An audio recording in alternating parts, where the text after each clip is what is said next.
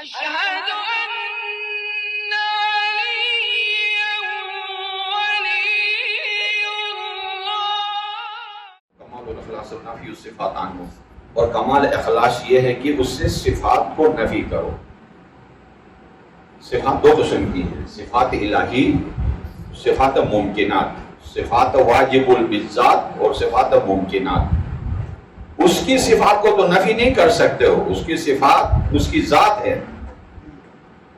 وہ صفات جو ممکنات کے لیے ہے اس کو نفی کرو۔ کیوں مولا اس کے اوپر زور دے رہے ہیں؟ اس زور کے باوجود بھی حشر نشر گیا ہے توحید کا، کہ اپنے جیسا بنایا، اللہ کی آنکھیں، اللہ کی ٹانگیں، اور اللہ کی مثلا سینہ، داڑھی، ہر چیز اللہ کے لیے مجسم۔ اور ایک آدمی کا کرتا تھا، شب جمعہ گھر کے چھت پر اناج ڈال دیتا تھا، چھت پہ اناج رکھتا۔ لوگوں نے پوچھا کہ یعنی جمعے کی رات کو یعنی اناج کیوں رکھتے ہو؟ کہا تم لوگوں کو نہیں پتا؟ نہیں، جمعے کی رات کو اللہ تعالیٰ نیچے اترتا ہے گدھے پہ سوار ہو کر، تو اللہ لوگوں کی باتیں سننے میں، مسائل حل کرنے میں لگتا ہے، تو اس کا گدھا بھوکا ہو جاتا ہے۔ اسی لیے میں اناج ڈال کے رکھ دیتا ہوں کہ یعنی اسے میں، یہ توحید ہے۔ ان بتوں کی یہ توحید نہیں، یہاں یہ بت ہے، یہ بت پرستی ہے۔ انہیں توڑنے کے لیے واحد جملہ مولا کائنات کے یہ الفاظ۔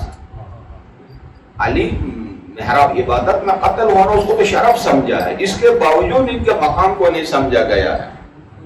اگر اسی حوالے سے میں افضل الخلائق بعد النبی اگر کہوں نا، دوسرے دن سیکورٹی اداروں کے مہمان خانے میں مثلا یہ حال ہے، یہ سب سے زیادہ ظلم ہے مولا کائنات کے اوپر۔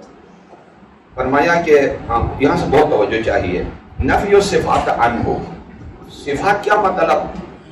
انسان کبھی موٹا ہے، کبھی پتلا ہے، اللہ کے لیے صفت نہیں۔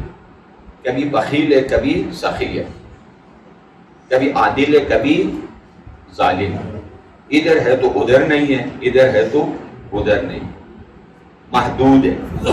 اللہ هو فی السماء الہ و فی الارض الہ۔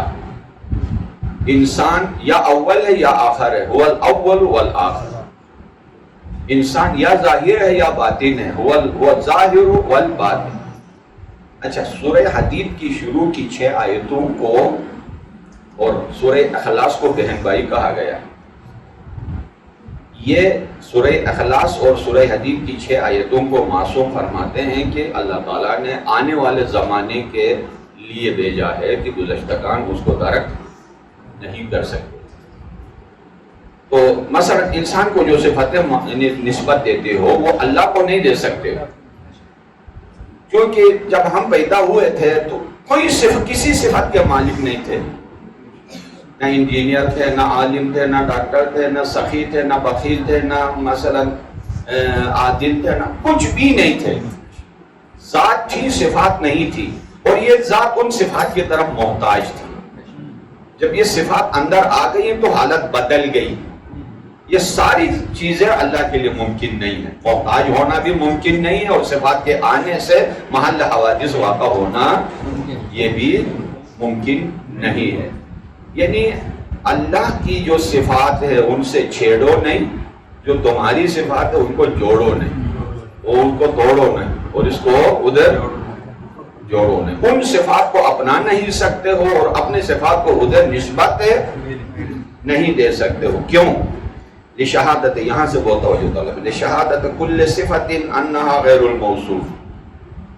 مثلا شاہ صاحب توقیر بھائی جب دنیا میں آئے تھے تو ڈاکٹر صاحب تھے نہیں، ذات الگ تھی، ڈاکٹر صاحب بننا الگ تھا، وہ بعد میں ایڈجسٹ ہو گیا، تو ہو گیا ڈاکٹر الگ، توقیر الگ، جدا جدا۔ مولا یہ فرمان صحیح ہے۔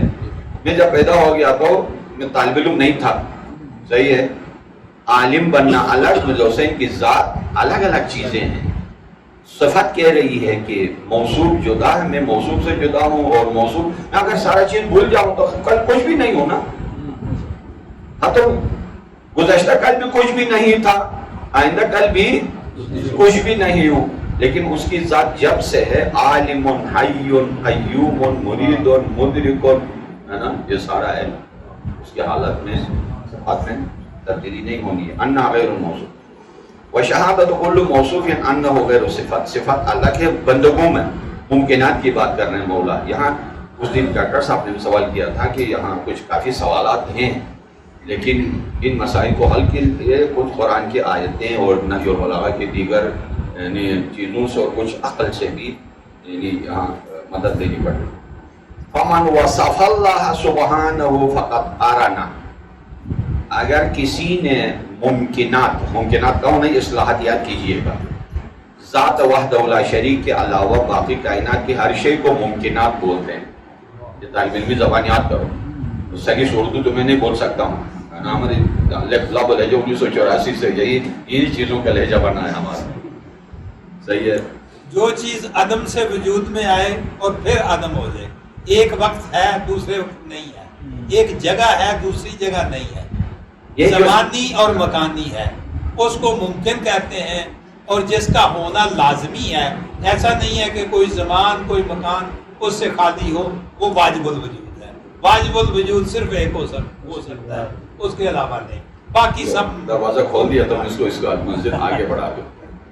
موجودات کی کل 3 قسمیں، واجب الوجود، ممکن الوجود، ممتنع الوجود. ٹھیک ہے، اس کو بولتا ہوں میں.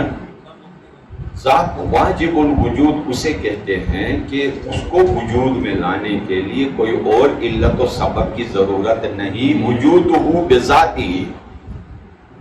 وَيَصْبَحْ الحمد للہ الذی دل علی ذاتہ بذاتہ، اس کے وجود میں آنے کے لیے اس کا وجود کافی ہے، جس کو کہتے ہیں واجب الوجود.